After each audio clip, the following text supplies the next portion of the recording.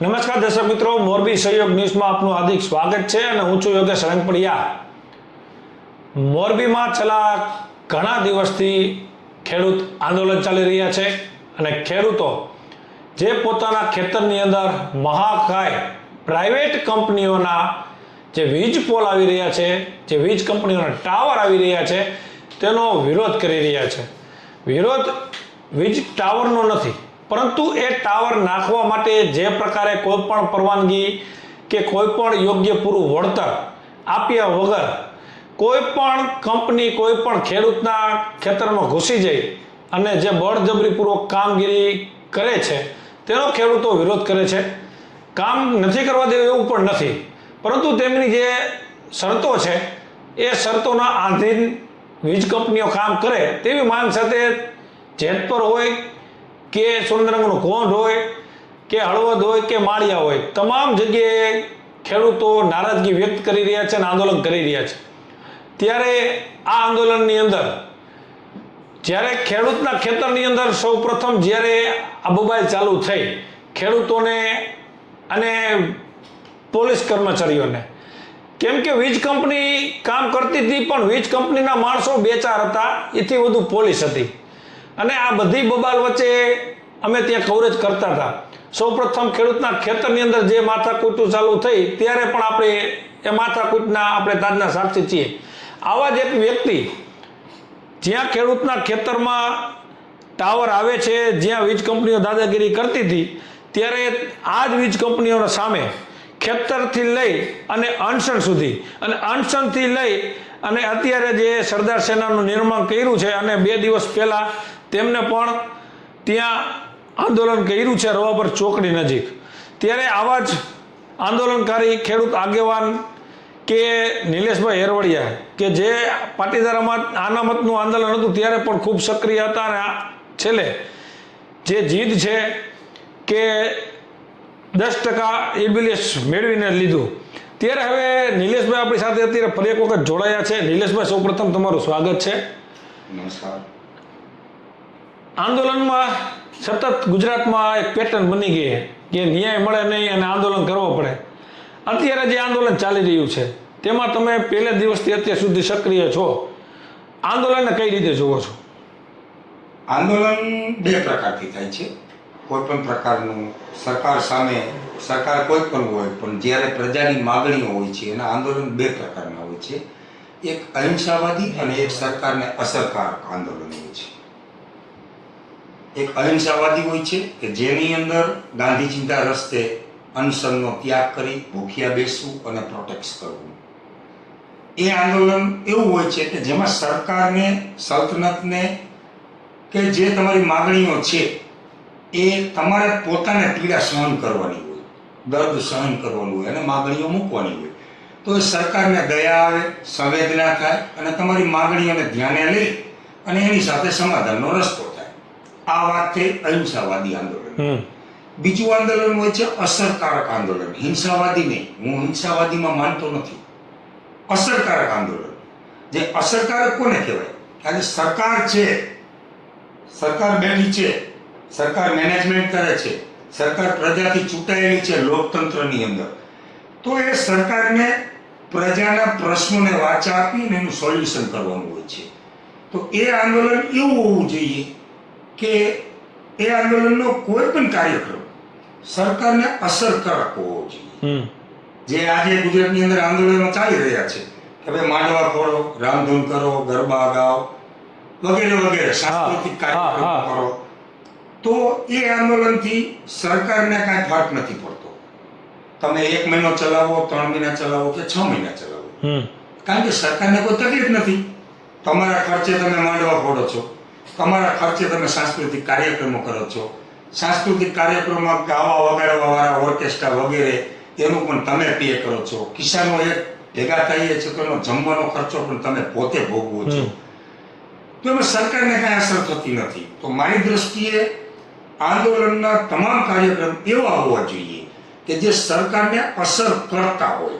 જેમ કે રસ્તા રોકો શાંતિપ્રિય રીતે, નેતાઓનો ઘેરાવ કરો, નેતાઓના જવાબ ફાળો, વિધાનસભાનો ઘેરાવ કરો શાંતિપૂર્ણ, નેતા જ્યાં રહેતા હોય એ રેસિડન્સે જઈને રામધૂન કરો.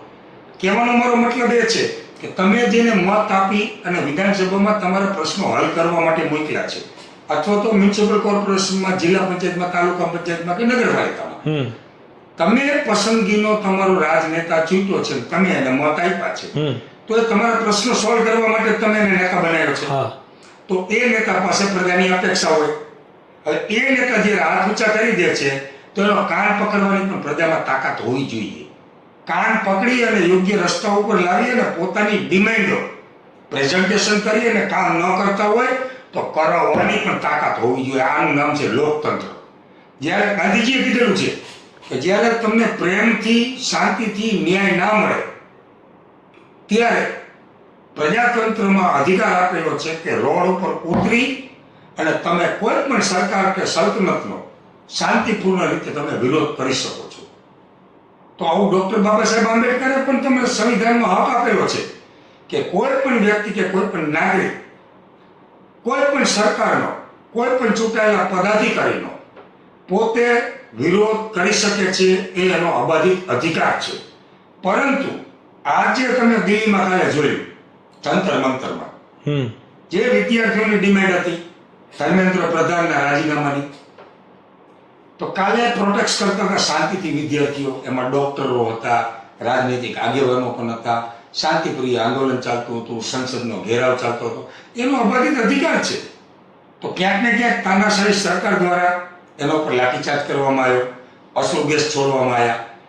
દીકરીઓને 11 વર્ષની 14 વર્ષની દીકરીઓને, યુવાનોને લાઠીચાર્જ કરીને બેભાન અવસ્થામાં કપડાં ફાડી નાખવામાં આવ્યા. ખૂબ જે ઘર્ષણ કહેવાય, જે ન થવું જોઈએ. પરંતુ હાલની તાનાશાહી સરકાર કાંઈ પણ કરો તમે એવો સરકારને અસરકારક કાર્યક્રમ એટલે તરત એને દબાવવા માટે, કુચલવા માટે પ્રયત્નો કરે છે, જે એકદમ તદ્દન સંવિધાનના વિરુદ્ધ છે, રાષ્ટ્રના વિરુદ્ધ છે અને પ્રજાતંત્રના વિરુદ્ધ છે. પણ પ્રજા ક્યાંક ને ક્યાંક ડરે છે, એવો માહોલ કરી નાખ્યો છે. એટલે મારી દ્રષ્ટિએ આંદોલન સરકારને અસરકારક હોવું જોઈએ અને હોવું જોઈએ. તમે અત્યારે જે મોરચો નવેસર નવો માંડ્યો છે, આગામી રણનીતિ આખી કઈ પ્રકારની હશે? કે જેમ તમે કીધું કે સરકારને અસર કરવી જોઈએ, તમે હાલમાં જ લોકોને, ખેડૂતોને જાગૃત કરવા માટે એક સભાનું આયોજન કર્યું. આગામી દિવસોમાં કયા પ્રકારનું આંદોલન તમે લઈ જશો? કયા પ્રકારનું આંદોલન થશે કે સરકારને આમાં ક્યાંક ને ક્યાંક ઝૂકવું પડે? આગામી સમયમાં અમે એક સરદાર સેનાનું આયોજન કર્યું છે. સરદાર સેના આખા ગુજરાતમાં અમે બનાવશું, જેની પ્રથમ શરૂઆત મોરબીથી કરી છે. સરદાર સેનાની કામગીરી કાયદો તોડવાની નહીં હોય, કાયદાનું ભાન કરાવવાની હશે. આજે પ્રજાતંત્રની અંદર, લોકશાહીની અંદર સરકારી તંત્ર ખેડૂતોને વળતર આપ્યા વગર બળજબરીપૂર્વક કંપનીઓની દલાલી કરીને સરકારી તંત્રમાં, પછી પોલીસ તંત્ર હોય કે સરકારી કચેરીના કર્મચારીઓ હોય, કલેક્ટર હોય, એસડીએમ હોય કે એસપી સાહેબ હોય, પ્રાંત હોય, વગેરે વગેરે, જે સરકારી તંત્ર ખેડૂતોને ડરાવી, ધમકાવી, દબાવી અને આંખ બતાવી અને જેને કહેવાય ગેરબંધારણીય કામ કરી રહ્યા છે. તો એની સામે આજે ગુજરાતમાં એક પણ સંગઠન એવું નથી કે લાલ હાથ કરીને જવાબ આપી શકે. કારણ કે જ્યારે ખેડૂતોનો સમૂહ ભેગો થાય છે અને તંત્રની સામે જ્યારે પ્રોટેક્ટ કરે છે, ત્યારે પોલીસ તંત્ર દ્વારા એને દબાવવા માટેના પ્રયત્ન કરવામાં આવે છે, લાઠીચાર્જ કરવામાં આવે છે અને એમ પ્રકારે એને ડિટેન કરી અને દબાવવાના પ્રયત્નો થાય છે. એ ખેડૂતોને કાયદા અને બંધારણનું નોલેજ નથી હોતું, બિચારા અભણ હોય છે. એટલે ક્યાંક ને ક્યાંક ડરાવી અને ધમકાવી અને બળજબરીપૂર્વક થાંભલાને નાખવામાં આવે છે. એ બળજબરી અમે ક્યાંય એનો ઉપયોગ કરવા નહીં દઈએ. જો પોલીસ તંત્ર કે સરકારી તંત્ર ક્યાંય કાયદો તોડશે અને કાયદાથી ઉપર જશે, તો અમે પણ કાયદાની સામે ઊભા રહીશું ને કાયદાનું, પ્રજાતંત્રનું અને ખેડૂતોનું, સરકારી તંત્રને ભાન કરાવશું કે કાયદામાં રહો તો ફાયદામાં રહેશો. બાકી તમે જો કાયદો તોડશો તો અમને પણ કાયદો તોડતા આવડે છે. મતલબ કે અત્યારે લગી તમે જે કર્યું, ઉપવાસ કર્યા, જેતપરની અંદર લોકોએ મુંડન કરાવ્યા, ગરબા રમ્યા, બધું કર્યું, ક્યાંક ને ક્યાંક હજી એની સંતોષ જે માંગણી છે થઈ નથી. તો હવે એવું તો શું કરશે કે એવું કે શું કરશો કે જેનાથી આ સરકાર ક્યાંક ને ક્યાંક હજી ઝૂકી નથી, ઝૂકશે શું? વાતો થાય કે નેતાના જબા પાડશે, નવી રણનીતિ બનાવીને કે ખેડૂતના નેતા ઊભા કરશે. વાત નેતાની આવે તો નેતા તો પાછા બની ગયા, પછી આ જ ખેડૂતોમાંથી કોઈ બે નેતા બનશે તો નેતા બની ગયા પછી શું થાય આપણે જોઈ જ છીએ. ચૂંટણી આવે ને વાયદા વચનો થાય, લોકોને આંદોલન કરવા દેવામાં, જેમ તમે દિલ્હીમાં જંતર મંતરની વાત કરી એવું પરિસ્થિતિ આપણે અણિયાની ચોકડીએ જોઈ હતી. તો ખરેખર હવે કયા પ્રકારનો મોરચો આગામી, માની લો આવતીકાલથી જ તમે લો આ ખેડૂતોને ન્યાય મળશે એના માટે શું કરશો? પહેલી વાત તો એ છે યોગેશભાઈ, આ ખેડૂતો જેમ ખેતીમાં પારંગત છે, કણમાંથી મણ પેદા કરે છે, આધુનિક ખેતી કરે છે, ઓર્ગેનિક ખેતી કરે છે, આયુર્વેદિક ખેતી કરે છે, કિસાનો હોશિયાર છે, પણ એની હોશિયારી અને માસ્ટરી ખેતીમાં છે. એનો દુરુપયોગ રાજનેતાઓ કરે છે. તો ખેડૂતોએ હવે ખેતીની સાથે સાથે રાજનીતિ પણ શીખવી જોશે, રાજનેતા પણ પેદા કરવા જોશે. એ અમે ગામડે ગામડે જઈને સમજાવશું, જ્યાં નથી સમજણ ત્યાં શીખડાવશું, ખેડૂતોમાંથી જ નેતા પેદા કરાવશું. એક વાત. બીજી વાત, આવનારા સમયની અંદર મારી દ્રષ્ટિએ ગુજરાતની અંદર જેટલા સંગઠનો ચાલી રહ્યા છે એ તમામ સંગઠનોએ જો વિદ્યાર્થીઓ જંતર મંતરમાં ધર્મેન્દ્ર પ્રધાનનું રાજીનામું માંગતા હોય, પેપર લીક થવાના કારણોસર વારંવાર પેપરો ફૂટે છે, તો કેબિનેટ મંત્રીનું જો રાજીનામું માંગતા હોય વિદ્યાર્થીઓ, તો કેમ નહીં ગુજરાતમાં કેમ ન માંગવું જોઈએ? કૃષિ પ્રધાન એટલે કે કૃષિ મંત્રીનું રાજીનામું, જે વીજળાઈ આવી રહી છે એ ઉર્જા મંત્રીનું રાજીનામું અને ગૃહમંત્રીનું રાજીનામું, આ ત્રણેય લોકો મળી અને પ્રાઇવેટ કંપનીઓને ફાયદા કરાવવા માટે આ નવો પરિપત્ર જે ડિક્લેર કર્યો છે કે ડબલ ઘણું વળતર આપશું. ઓલરેડી રાજસ્થાનમાં બંજર જમીનનું, જેસલમેરનો જે બેલ્ટ છે એ બંજર જમીન છે. બંજર જમીનમાં જો તમે 4 ગણું વળતર આપતા હોય કેન્દ્ર સરકારના કોન્સ્ટિટ્યુશન અને કાયદાના બંધારણ મુજબ, તો આ ગુજરાતની જમીન તો ફળદ્રુપ છે, ફળદ્રુપ જમીન છે. મોદીએ આખા ગુજરાત મોડલને વિશ્વમાં પ્રચલિત કરેલું છે. ગુજરાત મોડલ. તો ગુજરાતની જમીન તો ફળદ્રુપ અને કિંમતી છે. તો ગુજરાતને તો 8 ગણું વળતર મળવું જોઈએ. જો બંજરમાં 4 ગણું આપતા હોય તો આનું 8 ગણું વળતર મળવું જોઈએ. એટલે ક્યાંક ને ક્યાંક કૃષિ મંત્રી, ઉર્જા મંત્રી અને ગૃહમંત્રી અને આ ત્રણેય પોતાના મળતિયા કંપનીને ફાયદા માટે ક્યાંક ને ક્યાંક ખેડૂતોની જમીન હડપ કરવાના પ્રોગ્રામ કરે છે અને જબરજસ્તીથી થાંભલા નાખીને ખેડૂતોને વળતર આપવા નથી માંગતા. એટલે આ ત્રણેયનું તમામ કિસાન સંગઠનો ગુજરાતમાં જેટલા ચાલે છે એટલા સંગઠનોએ રાજીનામું માંગવું જોઈએ. અમે એની શુભ શરૂઆત કરીએ છીએ. સરદાર સેના અમે એની શુભ શરૂઆત કરી છે કે આ ત્રણેયનું રાજીનામું પડવું જોઈએ અને કિસાનોને આ ફળદ્રુપ જમીનનું 8 ગણું વળતર માગશું ત્યારે જ આ સરકાર 4 ગણું આપશે. અને રેન્ટ એગ્રીમેન્ટ કરવામાં આવે અને ઝીણા મોટા 56 પ્રશ્નો છે કે જે ખેતી એગ્રીકલ્ચર રિલેટેડ છે, જે ટેબલ ટોપ ઉપર સોલ્યુશન ટેકનિકલ રીતે અને રાજકીય રીતે બંને રીતે થઈ શકે એમ છે.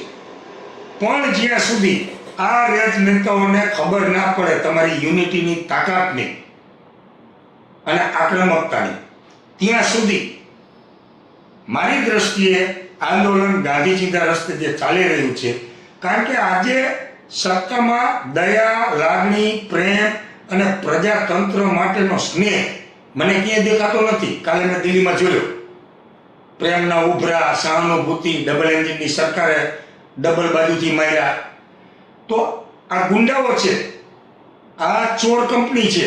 ચોર કંપની જ્યારે પ્રજાતંત્રમાં ગોઠવાઈ જાય ત્યારે એની સામે ગાંધીગીરી ચાલતી નથી, એની સામે આઝાદગીરી જ કરવી પડે અને સરદારગીરી જ કરવી પડે.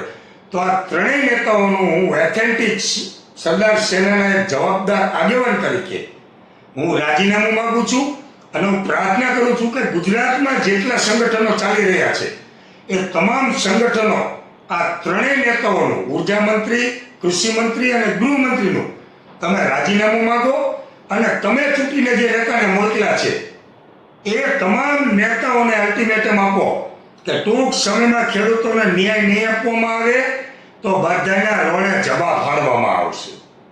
જ્યાં સુધી સરકારને અસરકારક કાર્યક્રમ આપવામાં નહીં આવે ત્યાં સુધી આ ખેડૂતોનો પ્રશ્ન હલ નથી થવાનો.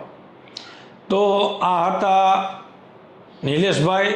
સરદાર સેના નિર્માણ કર્યું છે અને જે તેમની માંગણીઓ છે એ માંગણીઓને લઈને અત્યારે જે નેતાઓના જવાબ ફાળવાની અને જે રાજીનામાની વાત છે, પરંતુ હજી ખેડૂતો એ છાવણી ઉપવાસમાં બેસી અને અત્યારે જે મનોમંથન જે સરકાર વિરોધી કાર્યક્રમ આપી રહ્યા છે તેમાં હજી નિલેશભાઈ ખરેખર અત્યારે જે ઉપવાસ છાવણી પડધરી ચાલુ થઈ જેટ પર ચાલે છે, હજી આખા ગુજરાતમાં છાવણી ચાલુ થાય તો માની લ્યો કે આ છાવણી 1 વર્ષ આના રીતે ચાલે તો આનેથી ઉકેલ આવશે? સરકારને શું ફરક પડવાનો મને એ તમે સમજાવો. આજે જેટ પરમાં હું પણ હતો, પહેલા દિવસથી સાથે છું. આજે પડધરી છે, કોંડ થઈ, ગુજરાતમાં બીજી જગ્યાએ થાય આવી 50 છાવણીઓ માની લો કે આપણે કરી લીધી. અહીંયા ભજન કીર્તન કરીએ, સાંસ્કૃતિક કાર્યક્રમ કરીએ, ખેડૂતો ભેગા થાય, પોતાના સ્વખર્ચે ખર્ચો કરે છે. ખેડૂતો પોતાના સ્વખર્ચે એનું આયોજન કરે છે. આયોજકો બધા આપણા કિસાન ભાઈઓ છે. પણ મને એ સમજાવો, તમે આટલા શાંતિપ્રિય તમે આંદોલન એક જગ્યાએ શાંતિથી ચલાવો છો, જ્યાં પોલીસ તંત્ર સુરક્ષા માટે નથી, જ્યાં મેડિકલ ટીમ નથી, જ્યાં સરકારી તંત્ર નથી, સરકારને કાંઈ ફરક જ નથી પડતો. સરકારને અસરકારક કાર્યક્રમ તમે જ્યારે આપશો, આપણા ઘરે નાનું બાળક હોય એને પેટમાં દુખતું હોય, કબજિયાત થઈ ગયું હોય કે પેટમાં દુખતું હોય, એને કડવી દવા પાવી હોય તો સીધી રીતે તો પીવાનું જ નથી, એનું નાક દબાવશો પછી મોઢું ખોલવાનું છે. એમ જ સરકાર છે. જ્યારે 20 દિવસના માંડવા ખોલ્યા જેતપુરમાં તો પરિપત્ર નવો આવ્યો, પ્રોટેક્ટ થઈ, ઘર્ષણ થયું, 8 નંબર હાઈવે બંધ થયો, વગેરે વગેરે કાર્યક્રમો થયા, આખા ગુજરાતમાંથી કિસાનો જાગૃત થયા, તો સરકારે પરિપત્ર આપવા માટેની તૈયારી બતાવી. એવી જ રીતે તમામ કિસાનો એક થાય અને સરકારને અસરકારક કાર્યક્રમ થાય. આ રાજનેતાઓના રાજીનામા માંગો, નો રાજીનામા આપે તો એના જવાબ આવો, એને ઊભા રોડે દોડાવો. અસરકારક કાર્યક્રમ જ્યાં સુધી આ કિસાનો નહીં આપે ત્યાં સુધી આ જાડી ચામડીના ખચર ગધેડાનું પાણી હલવાનું નથી. તો જે રીતે આંદોલન ચાલી રહ્યું છે એમાં ક્યાંક ને ક્યાંક અત્યાર લગી સરકાર ઝૂકી છે, પરંતુ 100% પરિણામ માટે હવે આ રીતે નહીં ચાલે. કેમ કે જે અત્યારે જાડી ચામડીના નેતા જે વાત કરી કે નેતા જાડી ચામડીના છે અને કડવી દવા પાવી હોય તેનું નાક દબવું પડશે, તો આગામી દિવસોમાં ક્યાંક ને ક્યાંક સરદાર સેના અને નિલેશભાઈ હેરવાની ટીમ અત્યારે જ આપણા માધ્યમથી, મોરબી સહયોગના માધ્યમથી જ સરકારના 3 જેટલા મંત્રીઓ છે એ 3 મંત્રીઓના રાજીનામા માંગ્યા છે અને આગામી દિવસોમાં આ બાબતે જે કરવું પડશે એ કરશે. અને જે ખેડૂતના હિતમાં જેટલા જે પણ મુદ્દા છે એ લઈ અને જ્યાં સુધી સંપૂર્ણપણે ખેડૂત રાજી ન થાય, ખેડૂત જ્યાં સુધી સંપૂર્ણપણે તૈયાર ન થાય, જ્યાં સુધી કંપનીઓ અને સરકાર જ્યાં સુધી એ પૂરી માંગણી સ્વીકારશે નહીં ત્યાં સુધી આંદોલન ચલાવવાની અત્યારે ક્યાંક ને ક્યાંક વાત થઈ રહી છે. અને એમાં સ્વરમાં તમામ જે જરૂરિયાત જે સ્વરમાં જવાબ દેવો પડશે, જે સરકારને સાંભળવું હશે તે સંભળાવવા માટે અત્યારે નિલેશભાઈ તૈયારી બતાવી રહ્યા છે. આગામી દિવસોમાં આ બાબતે સરકાર, કંપનીઓ અને ખેડૂતો કયા પ્રકારના પગલાં ભરે છે એ આપણે આગામી દિવસોમાં જોવું રહ્યું.